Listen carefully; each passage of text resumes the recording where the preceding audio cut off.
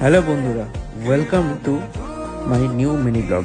কেমন আছো তোমরা সবাই? আজকে অনেক দিন বাদে একটা মিনি ব্লগ নিয়ে আসলাম।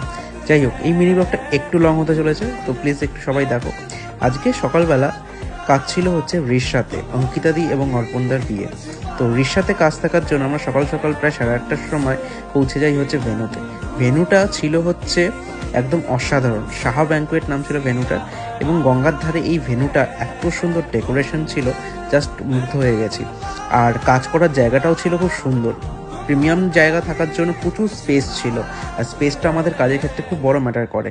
যাই হোক, তাড়াতাড়ি আমরা পোর্ট্রেট সব কিছু শ্যুট করে নিয়ে যাওয়ার পর আর চলে যাই হচ্ছে একদম ওয়েডিংয়ে। আর ওয়েডিং মানে এতটা একটা প্রবলেম হয়ে গেছিলো, যেহেতু সন্ধে লগ্নে বিয়ে ছিল, প্রচুর গেস্ট তখন ছিল। তো যাই হোক, আমরা যেভাবেই হোক কাজটা খুব সুন্দর বের করে নিয়েছি।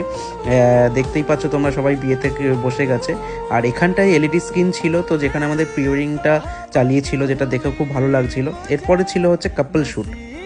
লাস্টের দিকে আমরা কাপল শ্যুটটা খুব সুন্দর করে তুলি, এবং কাপল শ্যুটটা করে 5-6টা সুন্দর সুন্দর ছবি তুলে তারপরে আমরা চলে যাই হচ্ছে বাড়ি। কেমন লাগলো আজকের মিনি ব্লগটা জানিও সবাই, আর স্টে টিউনড, ভালো থেকো সবাই তোমরা।